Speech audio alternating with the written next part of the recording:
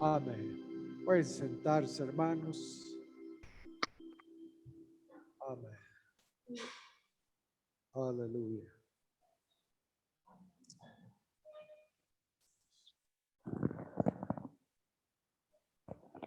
Amén, Jesús.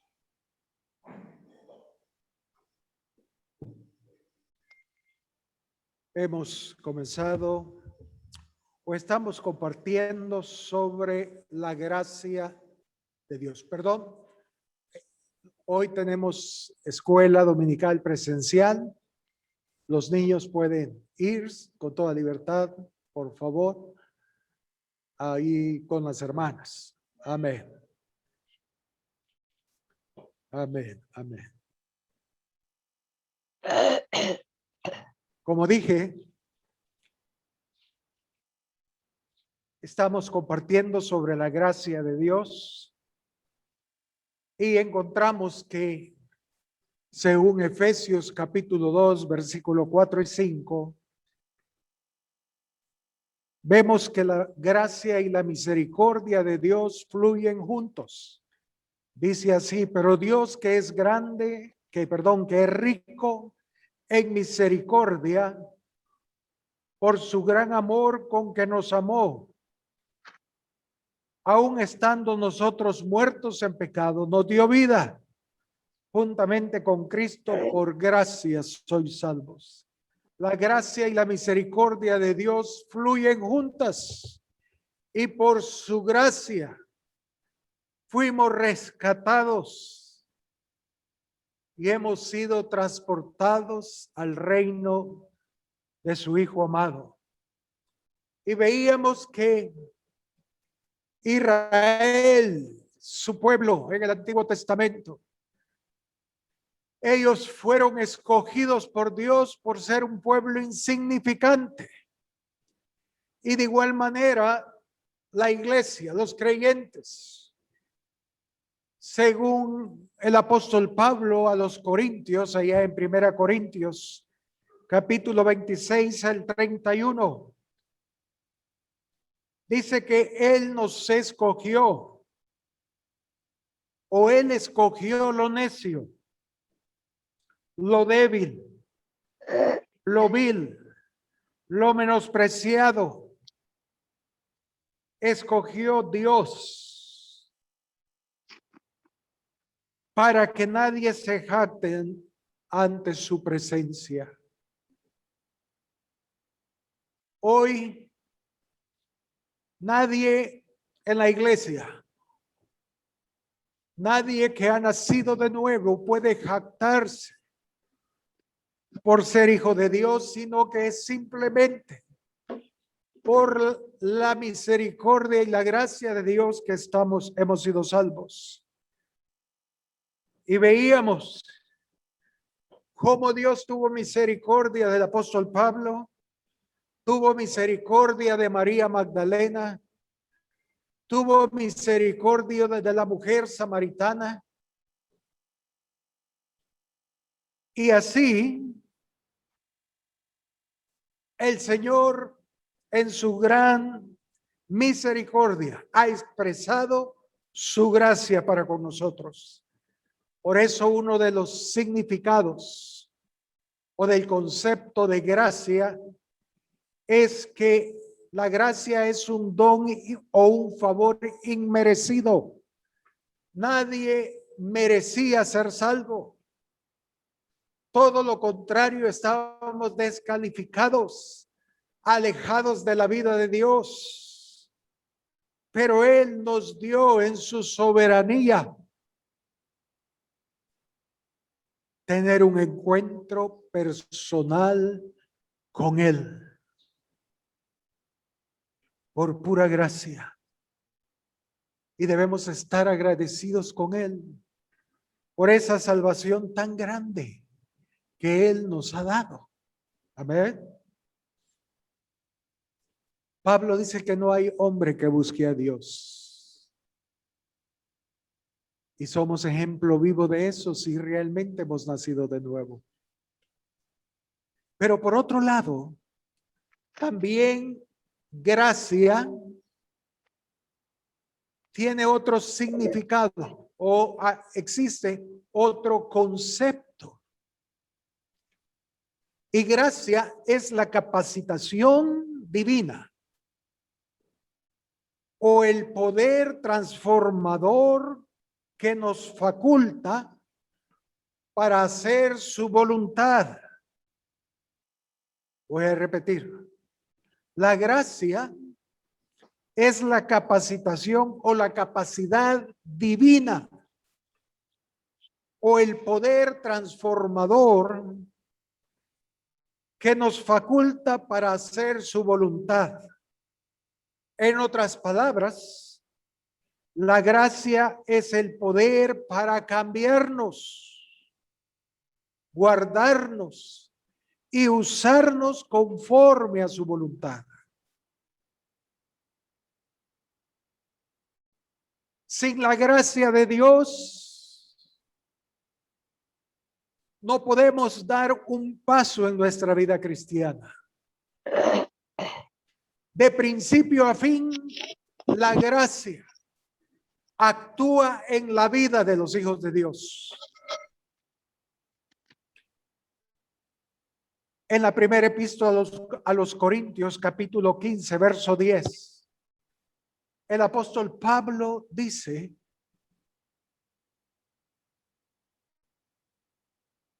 Primera Corintios 15, versículo 10. Pero por la gracia de Dios, fíjense, pero por la gracia de Dios soy lo que soy. Y su gracia no ha sido en vano para conmigo. La gracia, antes he trabajado más que todos ellos, hablando de los apóstoles. Pero no yo, sino la gracia de Dios conmigo. Pablo dice: por la gracia de Dios soy lo que soy. No tengo nada en que gloriarme. En mí no hay nada. Todo es por pura gracia. Es más, yo he trabajado más que todos los apóstoles. Pero no yo, sino la gracia de Dios en mí.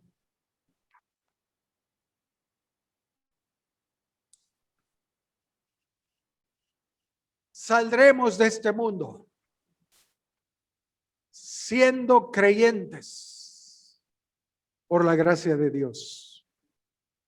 Y avanzaremos en Dios en esta vida debido a la gracia de Dios actuando en nuestros corazones.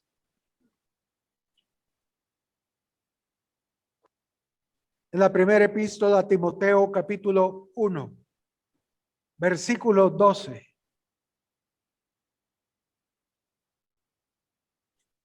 Pablo dice nuevamente, primera de Timoteo, capítulo 1, verso 12.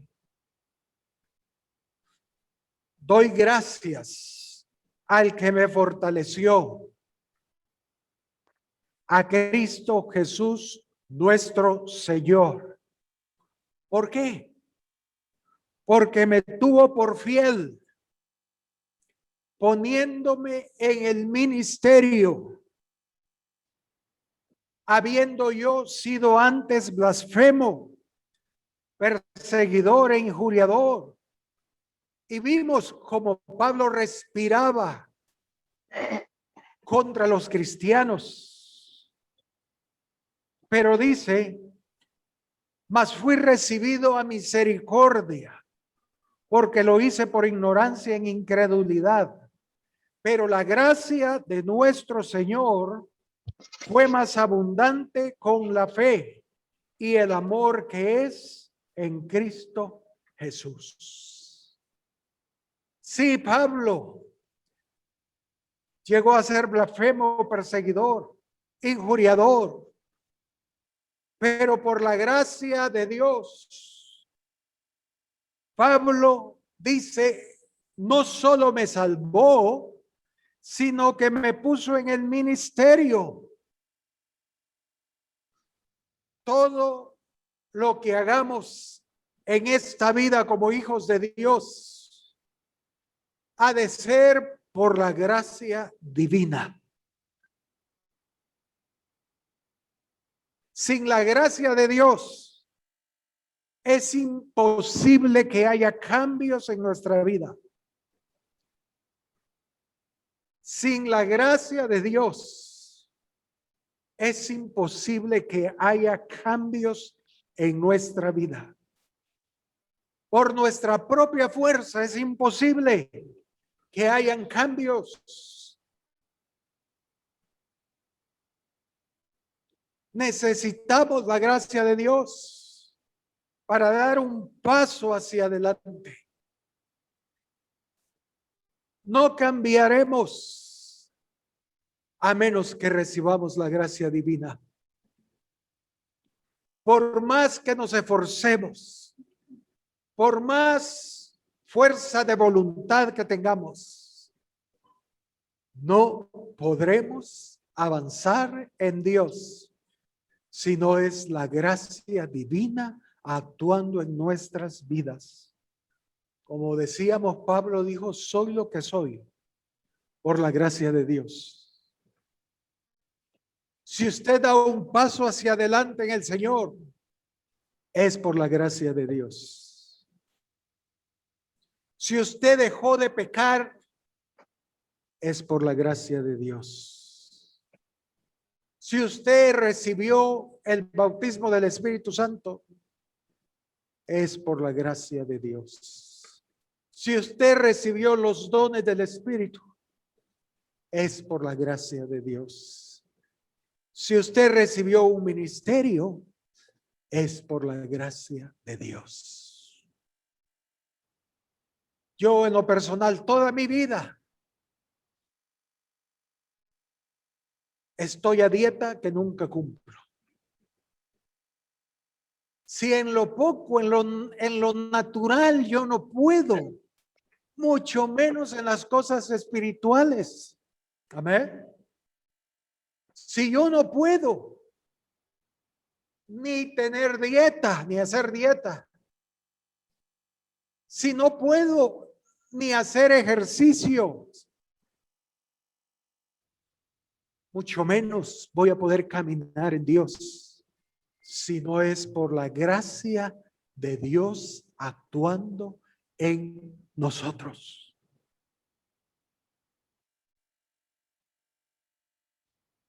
Amén.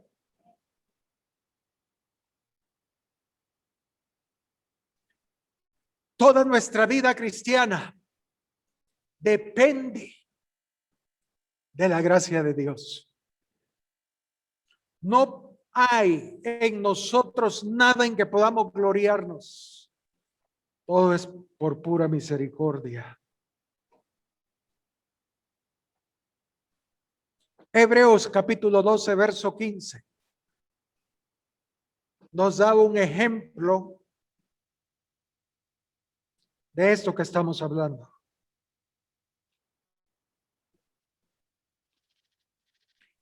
Dice Hebreos 12, verso 15.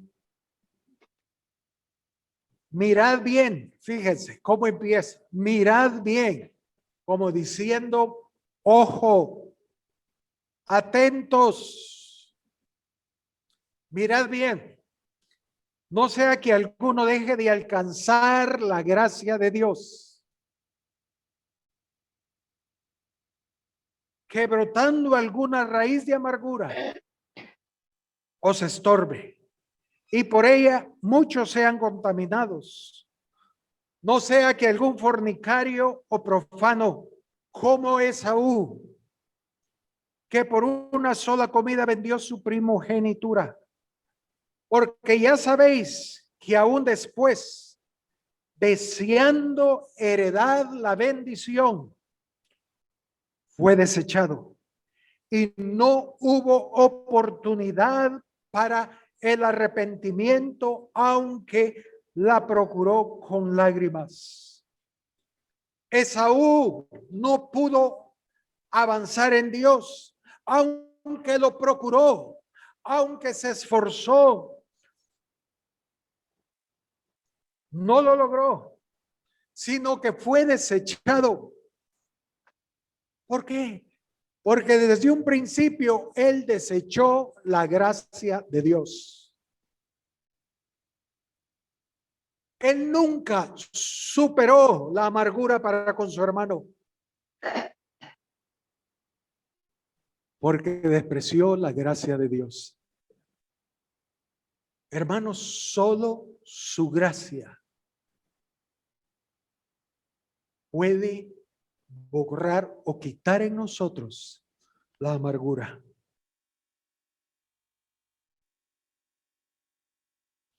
Romanos capítulo 1, verso 5.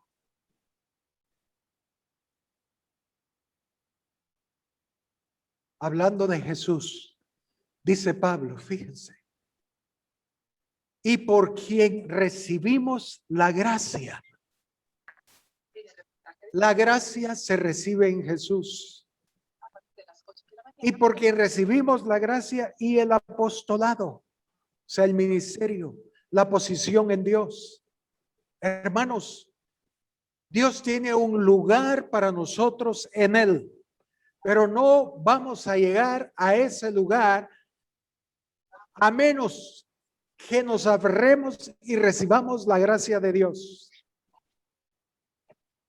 Dice, y porque recibimos la gracia y el apostolado para la obediencia en la fe en todas las naciones por amor de su nombre. Es imposible obedecer a Dios. Pablo lo dice ahí, sin la gracia divina. Sin la gracia de Dios no podremos obedecer a Dios. Es imposible para el ser humano. Fue evidente allá en el huerto. Adán y Eva desobedecieron porque no esperaron y no recibieron la gracia de Dios. En nuestra propia fuerza es imposible.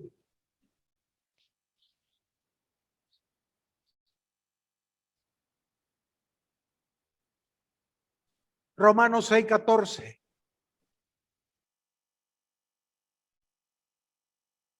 Romanos 6:14. Porque el pecado no se enseñoreará de vosotros, pues no estáis bajo la ley, sino bajo la gracia. ¿Qué está diciendo Pablo aquí? Fíjense, porque el pecado no se enseñoreará de vosotros, pues no estáis bajo la ley, sino bajo la gracia. En otras palabras, antes que Jesús viniera, todos estábamos bajo la ley. No matarás, no fornicarás, no adulterarás. La ley estaba ahí, no mentirás. Pero el pecado se enseñoreaba de nosotros porque no podíamos cumplir la ley. El pecado nos tenía esclavo por causa de la ley. No hagas esto, no hagas lo otro. Y por más que el hombre se esforzara, jamás iba a poder obedecer la ley de Dios. Pero cuando Cristo vino, vino la gracia.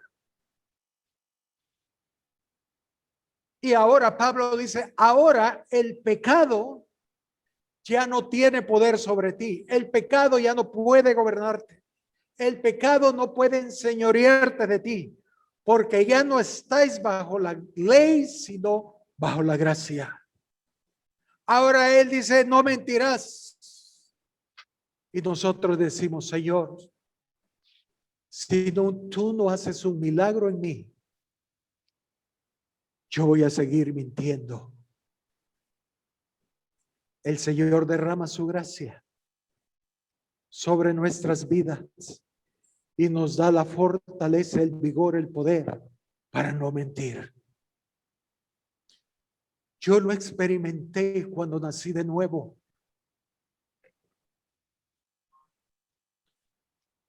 Cosas que yo jamás hice antes de venir al Señor,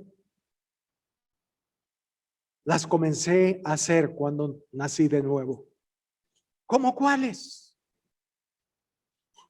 ¿Cómo congregarme, asistir a la iglesia? Jamás lo iba a hacer. Leer la Biblia, peor. Mejor leía vanidades o revistas de entretenimiento. Leía Mandrake, Pepita y Lorenzo. Pero la Biblia, por favor, que yo iba a cantarle a Dios un canto, como cantamos hoy, te amo. Imposible. Aplaudir solo en el estadio. Pero yo aplaudir en un canto, jamás. Levantar mis manos y orar, jamás. Pero cuando la gracia de Dios me rescató, entonces algo sucedió en mí, algo que hasta el día de hoy no entiendo. ¿Qué pasó? Empecé a amar, a congregarme. Me gustaba estar con los santos. Empecé a cantarle a Dios. Empecé a aplaudir. Empecé a levantar mis manos. Empecé a orar. ¿Cómo sucedió eso? ¿Qué hice? Nada. Era la gracia de Dios en mí. Y es la gracia de Dios en mí hasta el día de hoy. Si yo estoy aquí delante de ustedes hoy, compartiendo la palabra, a veces me pregunto, Señor, ¿y cuándo llegué a ese lugar yo? ¿Cuándo yo dije, sí, yo quiero ser pastor? Nunca.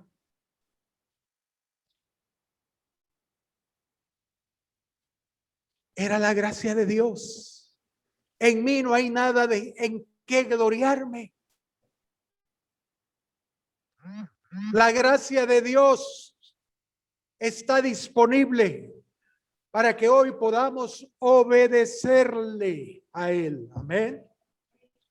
Y podamos hacer su voluntad. Porque el pecado no se enseñoreará de vosotros, pues ya no estáis bajo la ley, sino bajo la gracia. Aleluya. Es la gracia de Dios. Antes que la gracia llegara por medio de Jesús, el pueblo de Dios tenía la ley, pero no tenía el poder para obedecerla. Ahora, habiendo llegado Jesús, llegó la gracia y hoy tenemos el poder para poder cumplir sus ordenanzas. Por eso hoy no tenemos excusa delante de Dios. Amén. Hoy no tenemos excusa porque la gracia de Dios está disponible. El pueblo de Israel en el Antiguo Testamento, ellos tienen excusa y podrán decir, Señor, no pudimos cumplir tus mandamientos ni ordenanzas porque estábamos bajo la ley, la gracia no existía y por más que los esforzamos, nunca pudimos cumplir, pero ni el más pequeño de los mandamientos. Pero ¿qué de nosotros hoy? Cuando el río, la gracia de Dios está disponible para que podamos obedecerle.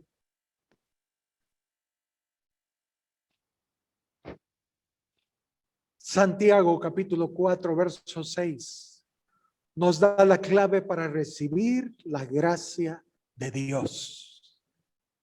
Santiago capítulo 4, versículo 6. Dice, pero Él, hablando del Señor, pero Él da mayor gracia. Por esto dice, Dios resiste a los soberbios y da gracia a los humildes.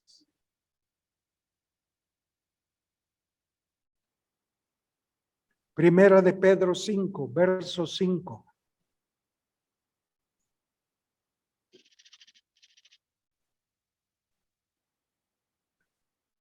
Igualmente, jóvenes, estad sujetos a los ancianos y todos sumisos unos a otros, revestidos de humildad, porque Dios resiste a los soberbios y da gracia a los humildes.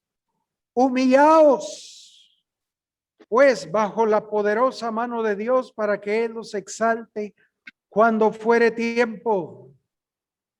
Siempre hay una razón para que unos reciban gracia y otros no. La principal es ser humildes. ¿Qué es ser humilde? Es alguien que vive humillado delante de Dios. Él da gracia a los humildes. Él da el poder divino a aquellos que reconocen su condición y dicen, Señor, si tú no haces un milagro en mi vida, yo no puedo. Entonces Él da su gracia sobre nosotros. En todas las áreas. ¿Saben que por naturaleza el hombre es mentiroso?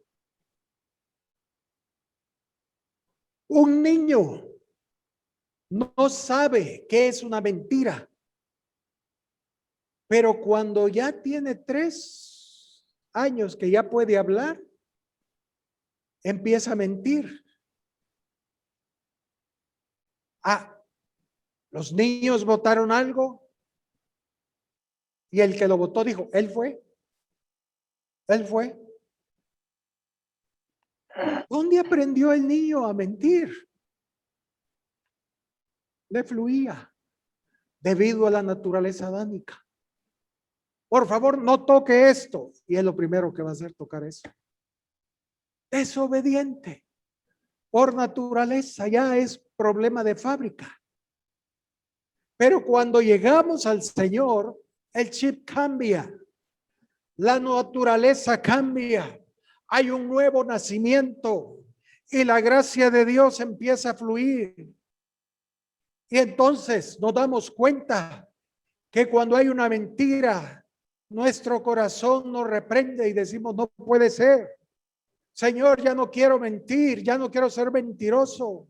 Quiero amar la verdad. Quiero ser verdadero. Pero no puedo, Señor. Y la gracia fluye. Señor, quiero obedecerte. Ayúdame. Hermanos, que yo recuerde, nunca he visto a una pareja entrar o llegar al matrimonio pensando que ese matrimonio no va a funcionar. Y lo voy a lavar yo cuando termine. A mí no me entra en la cabeza eso. Una pareja se une en matrimonio pensando que a ver si duramos un par de años. Yo no entiendo eso. Todos que yo recuerde llegan pensando que va a ser el matrimonio perfecto. Señor, yo voy a hacer el hombre perfecto, el marido perfecto. Yo voy a ser la mujer idónea, la mujer sujeta, la mujer cariñosa. A las primeras semanas nos damos cuenta que es todo lo contrario.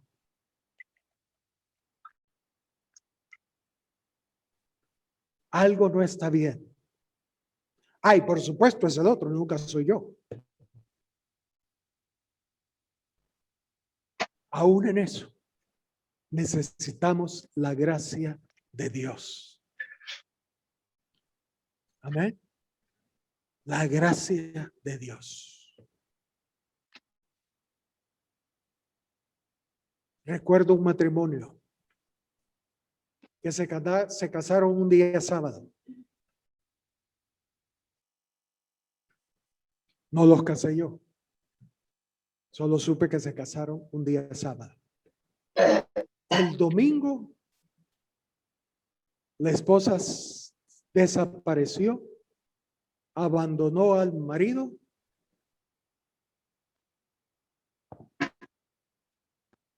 y nunca supimos qué pasó. Creo que ha sido el matrimonio más corto que yo recuerdo. Una noche. Increíble. Y cuando se casaron eran pero lindos. Cuando estaban por casarse, preciosa la pareja. ¿Pero qué sucedió? La gracia de Dios no estaba allí. Sin la gracia de Dios, nada va a funcionar. Nada. Aún como padres, fallamos con nuestros hijos si no es la gracia de Dios.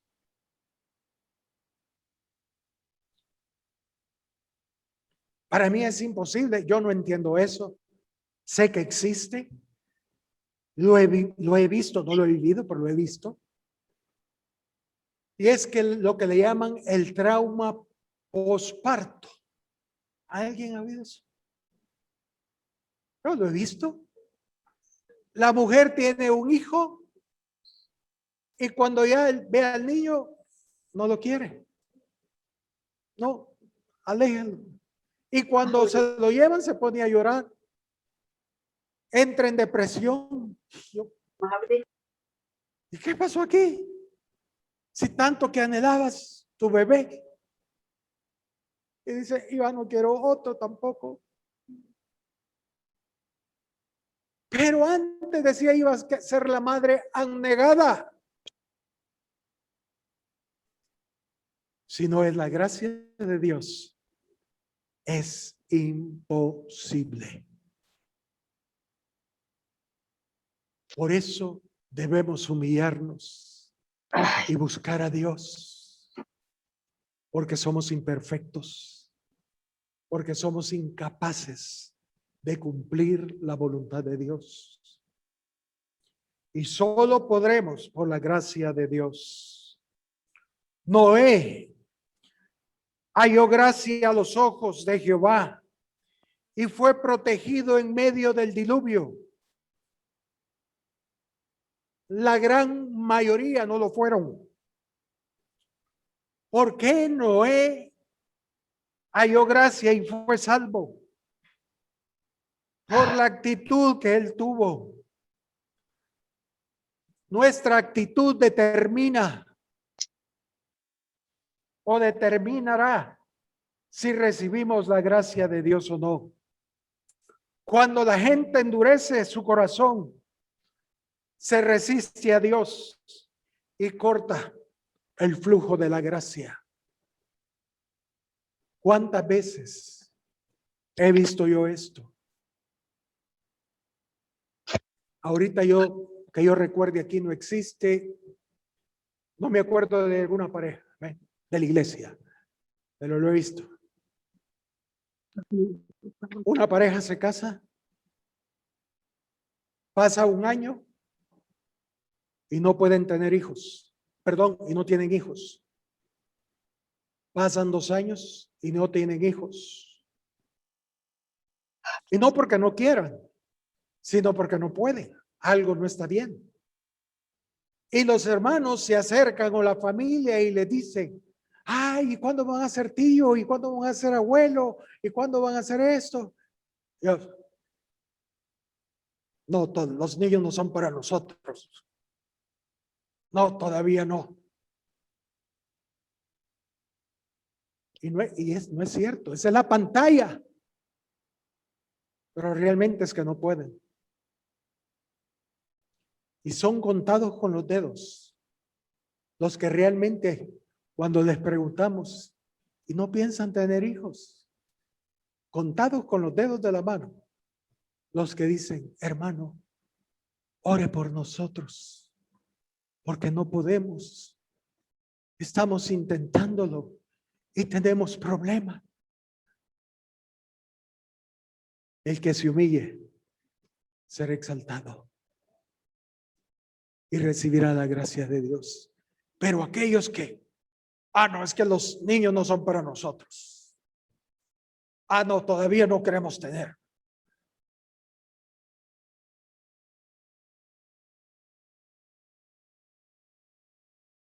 A los soberbios, Dios los desecha y no reciben la gracia de Dios.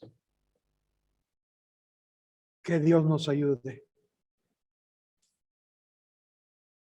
Cada vez que como hijos de Dios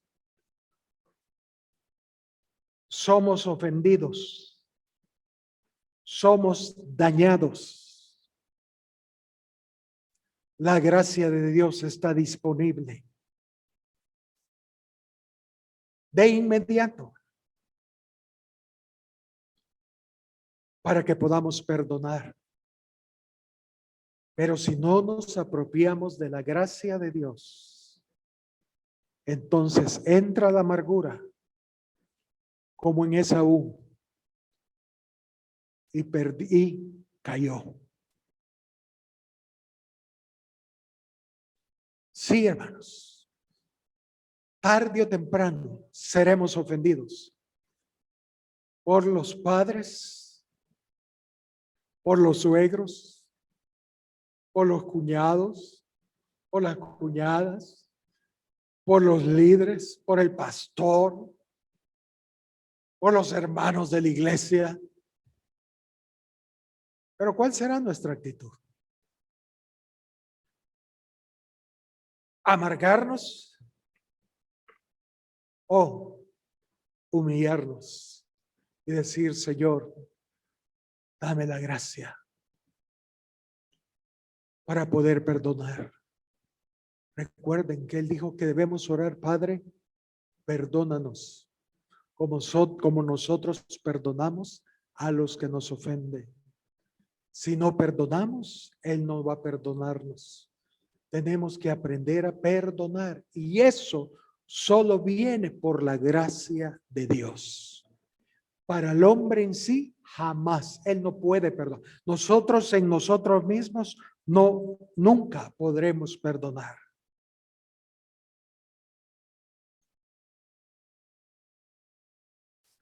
De acuerdo con el escritor de Hebreos, nadie tiene excusa para vivir amargado.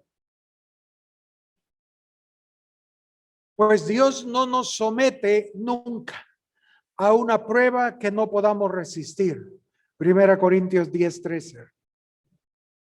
Él nunca nos da una prueba que no podamos resistir. Ahí está la gracia disponible. Pero si no la recibimos, si no la aceptamos, si no la buscamos, seremos amargados.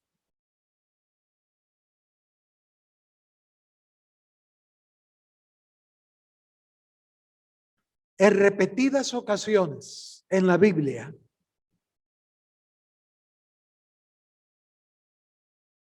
Dios compara a los hombres con vasijas. Amén. La Biblia habla que somos vasijas de barro.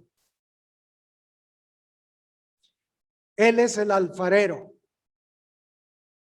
y el hombre vasijas de barro. Ahora, Todas las vasijas son creadas vacías. Las vasijas son creadas para ser llenas de algo.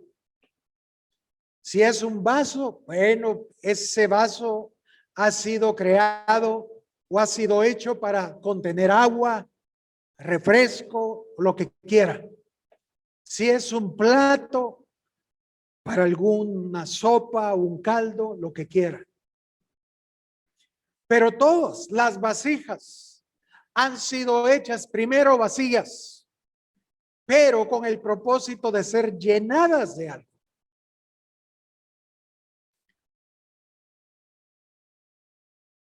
El hombre, como una vasija, fue creado con un vacío en el corazón. Todos los seres humanos, todas las criaturas de Dios han sido hechos con un vacío en el corazón.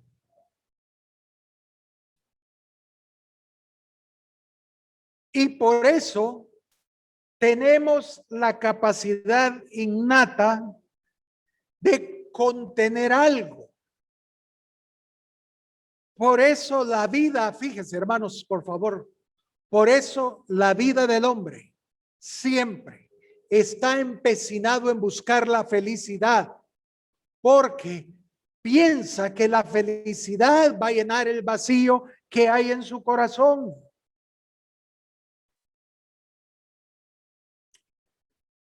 Yo recuerdo cuando era un niño, mi anhelo era tener una bicicleta. Y yo presioné para que me compraran una bicicleta. Y la obtuve. Cuando tuve la bicicleta y me la llevaron, era el niño más feliz de toda la tierra. Me sentía completo. La agarré y dije, voy a ir a dar una vuelta. A la cuadra me caí, me raspé, me destrompé, como decimos. Se acabó la felicidad.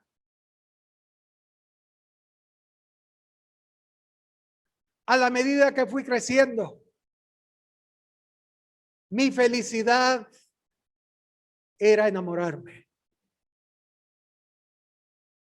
casarme.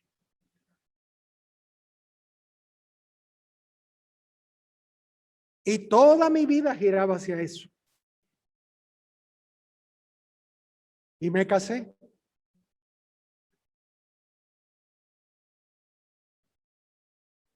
En un tiempo llenó mi corazón.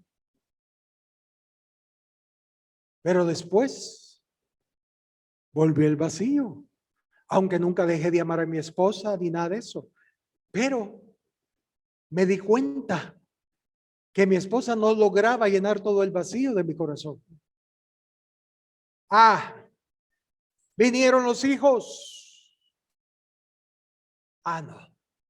Vino el primero, qué lindo. Éramos felices. Pero inconscientemente dijimos, uno no es ninguno. Tengamos dos. Y tuvimos tres. Pero al final, el vacío siguió siendo el mismo. Y con más problemas.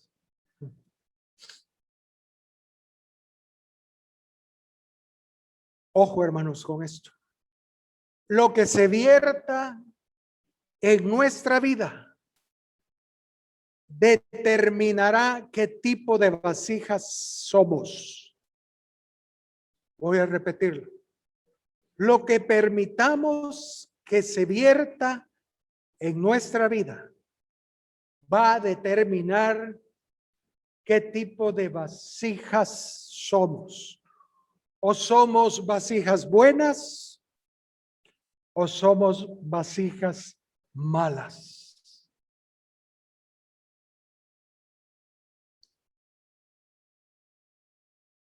¿Dónde buscamos la felicidad? ¿En Dios o en este mundo? Las cosas de este mundo van a llenar el vacío de nuestro corazón, pero momentáneamente, jamás van a llenar todo nuestro ser. Así comienzan los vicios. Empezamos bebiendo, ¿cómo le llaman? Una bebida social. Un vinito o un traguito social. Ay, qué bonito me sentí después del vinito, del traguito. Tuve unos minutos bonitos. Entonces, voy a probar mañana otro vinito, otro traguito. Y ahí voy. Termino en vicios, queriendo llenar ese vacío que nunca voy a llenarlo. Romanos capítulo 9, verso 22.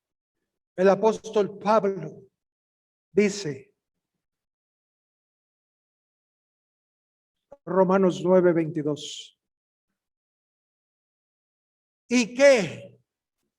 Si Dios, queriendo mostrar su ira y hacer notorio su poder, soportó con mucha paciencia los vasos o las vasijas de ira preparados para destrucción y para hacer notorias las riquezas de su gloria, las mostró para con los vasos de misericordia que él preparó de antemano para gloria.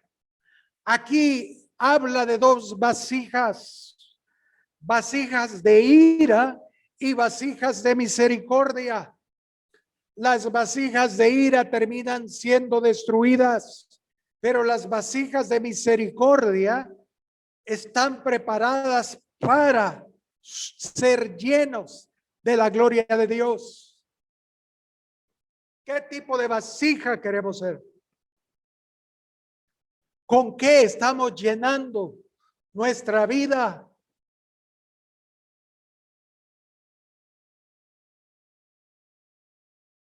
¿Con las cosas de este mundo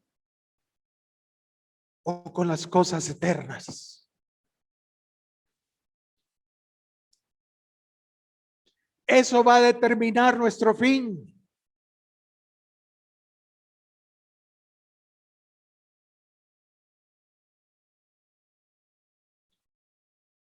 Segunda de Timoteo, segunda epístola a Timoteo, capítulo 2, verso 20. Segunda de Timoteo, capítulo 2, versículo 20.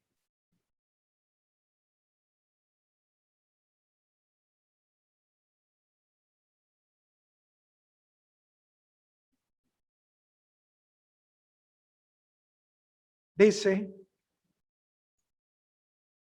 pero en una casa grande no solamente hay utensilios o vasijas de oro y de plata, sino también de madera y de barro.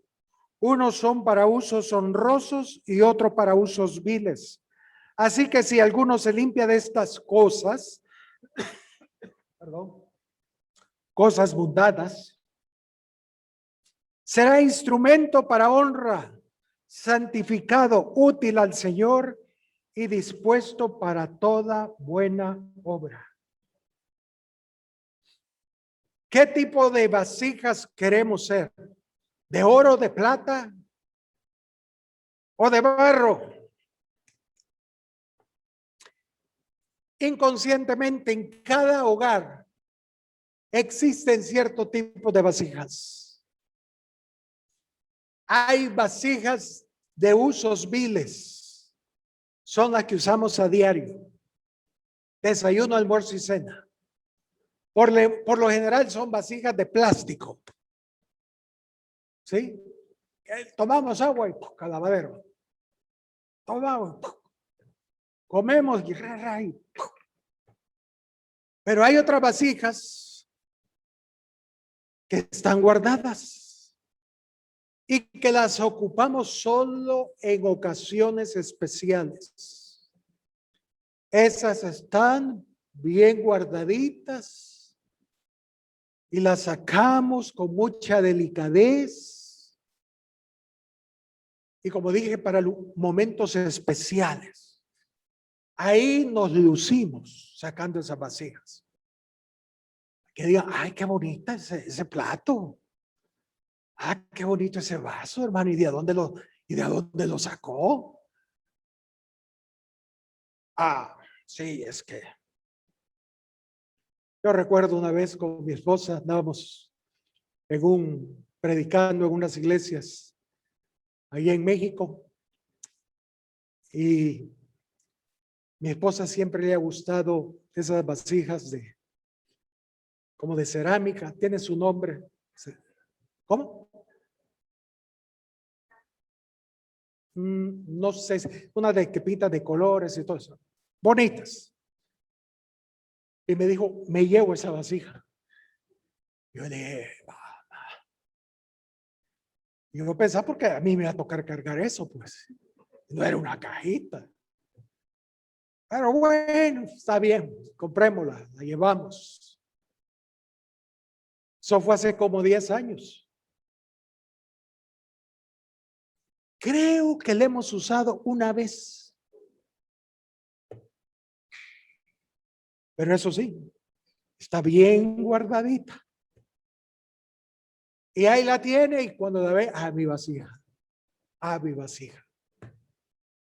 Yo digo, ¿cuándo la vamos a usar? ¿Qué tipo de vasijas queremos ser? Vasijas viles, desechables, las de plástico. Esa que sí las ocupamos a diario, pero si se quiebra, se rompe, bueno, ahí está. O vasijas que casi nunca las usamos, pero es el deleite de nuestro corazón con solo verlas. O aquellas vasijas que solo ocupamos en ocasiones especiales. Así es el Señor. El Señor tiene diferentes tipos de vasijas. Aquellas que con solo verlas dan gozo a su corazón.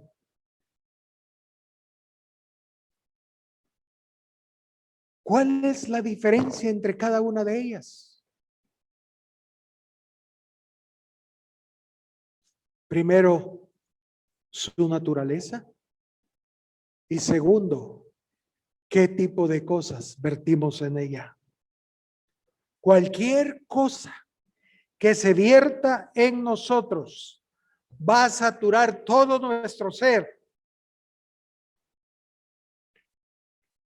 Y hermanos, en el libro de los Hechos es interesante notar que cuando había un mover del Señor, fíjense, los habitantes de las ciudades llegaban y cada una de las personas que llegaban salían con algo en sus corazones, salían con algo en ellos, para bien o para mal. Unos se llenaban del Espíritu Santo, el Señor los tocaba. Otros se llenaban de envidia. Unos se llenaban de fe y poder, mas otros se indignaban. Unos se llenaban de frutos de justicia, pero otros eran llenos de Satanás y de demonios. Todo dependía de qué fuente ellos iban a beber. Si del río de Dios o del río de este mundo. ¿Qué agua estamos bebiendo, hermanos? O la gracia de Dios o las cosas de este mundo. Quiero terminar leyendo un pasaje con ustedes. Hechos capítulo 13, verso 6. Leamos este pasaje. Como dije, aquí terminamos, aquí nos quedaremos.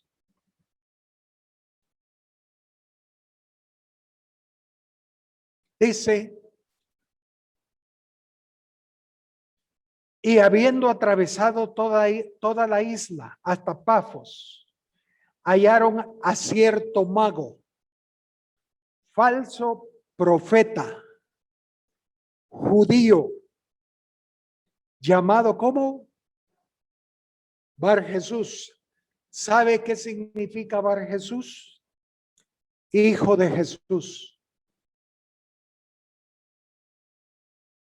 Era un hijo de Jesús. Él se autollamaba hijo de Jesús, pero era un falso profeta. Era un mago. Y dice que estaba con el procónsul Sergio Paulo. Ahora, hermanos, no debemos de creer a todo lo que lleva por nombre Jesús. ¿Sí? Bar Jesús. O usamos términos cristianos. Hoy ya ni creo en toda la gente que me dice Dios me lo bendiga. Antes solo los hijos de Dios decíamos así. Hoy todo el mundo.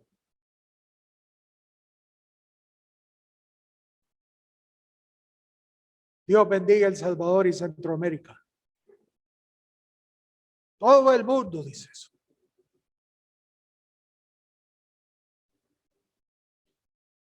No creamos. Este se llamaba Bar Jesús, hijo de Jesús. Pero era, como decimos, era un malía, ¿verdad? Era terrible. Pero, fíjense, que estaba con el procónsul Sergio Paulo, varón prudente.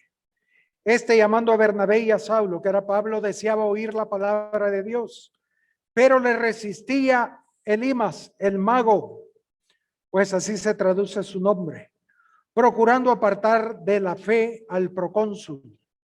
Entonces Saulo, que también es Pablo, fíjese, subraye, lleno, estamos hablando de vertir en estas vasijas.